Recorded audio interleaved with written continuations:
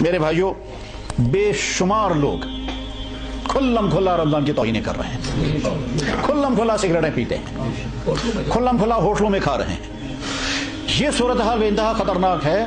اللہ جل شانہ کی طرف سے 2-3 مرتبہ ہم کو خطرناک وارننگیں آ چکی ہیں۔ زلزلے کی وارننگ آئی، سیلاب کی وارننگ آئی، اور اگر اس میں سدھار نہ ہوا تو پھر اللہ حفاظت فرمائے آئندہ کو اور اس سے بڑی خطرناک وارننگ آ سکتی ہے۔ میں بہت دنوں سے سوچتا بھی رہتا تھا، پوچھتا بھی رہتا تھا کہ حرم میں امت کے لیے دعائیں ہوتی ہیں، مسجدوں میں دعائیں ہوتی ہیں، شب گزاریوں میں دعائیں ہوتی ہیں، نمازوں کے بعد دعائیں ہوتی ہیں، اللہ قبول کیوں نہیں فرماتے؟ ساری دنیا کے لیے دعائیں ہوتی ہیں، مسلمانوں کو ظلم سے نکال دیجئے، مسلمانوں کے حالات 200 سال ہو گئے مسلمان پنپ نہیں پا رہے ہیں، کیوں نہیں دعائیں قبول ہوتی ہیں؟ تو بہرحال تحقیق کرتے کرتے بعد میں نتیجہ نکل آتا ہے، چنانچہ ایک حدیث نکل گئی۔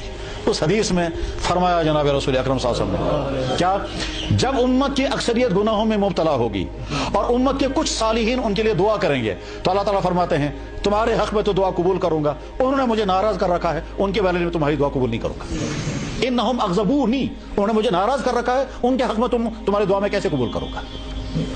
بہرحال جب ہم کسی ایسے شخص کو دیکھیں جو رمضان کی کھلم کھلا توہین کر رہا ہے تو پہلی بات ہمارے دل کو دکھ ہونا چاہیے، یہ غلط کر رہا ہے۔ یہ دکھ ہونا جو ہے یہ ایمان کی علامت ہے۔ اگر دکھ نہیں ہوا تو خطرہ ہے کہ ہمارا ایمان بھی شاید ختم ہو چکا۔ لہذا جب اور ایمان والے کو جو روزے دار ہے، جو ایمان والا ہے، جب وہ کسی کو دیکھے گا کھلم کھلا روزے کی خلاف ورزی کر رہا ہے۔ ابھی مجھے کل میں میرے بھائی ملے، کہنے لگا جی میں نے لڑائی کی، میں نے کہا کیا ہو گیا؟ کہنے لگا میں نے دیکھا فلاں جگہ کوئی پولیس والا سگریٹ پی رہا تھا تو میں نے جا کر اس کو تھپڑ مارا، اس کا سگریٹ، اس نے سوچا شاید یہ میری بندوق چھینے گا، بعد میں لڑائی ہو گئی۔ تو میں نے کہا یہ تو ایسے حالات پیش آئیں گے کہ آپ کسی ایسے شخص کو دیکھیں گے جو رمضان کی کھلم کھلا توہین کر رہا ہے تو پہلا کام یہ کہ ہمارے دل میں بہت دکھ ہونا چاہیے، اور یہ دکھ ہونا ایمان کی علامت ہے۔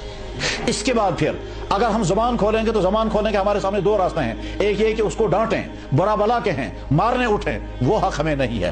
نرمی سے کہہ سکتے ہیں کہ بھائی صبح سے آم چھو، روزہ رکھنا فرض ہے، اللہ نے تم پر بھی روزہ فرض کیا، مجھ پر بھی روزہ فرض کیا، اور تم روزہ رکھ بھی نہیں رہو، کھلم کھلا کھا رہے ہو، اس پر تو اللہ کی طرف سے عذاب آئے گا۔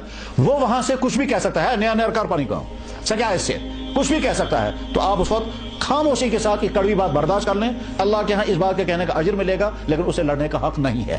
باقی رہا جب کھلم کھلا رمضانوں کی توہینیں ہونے لگیں، ہاؤس بوٹوں میں، پارکوں میں، ایکسکرشنوں میں، پکنکوں میں، سڑکوں پر اور کھیتوں میں، جو کھیتوں میں کام کرنے والے ہیں وہ مزدوری کرنے والے ہیں، ایسے مزدور اس کا گمائش نہیں، صحابہ نے بھی مزدوریاں کی ہیں۔ تو بہرحال جہاں جہاں رمضانوں کی توہینیں جب کثرت کے ساتھ ہوتی ہیں تو اللہ حفاظت فرمائے، پھر تو اللہ تعالیٰ شانوں کی طرف سے پکڑ آ سکتی ہے، اور جب پکڑ آتی ہے تو اس میں وہ لوگ بھی اس سیلاب کی زد میں آ جائیں گے، اور وہ لوگ جو بچے ہوئے تھے وہ بھی سیلاب کی زد میں آئیں گے۔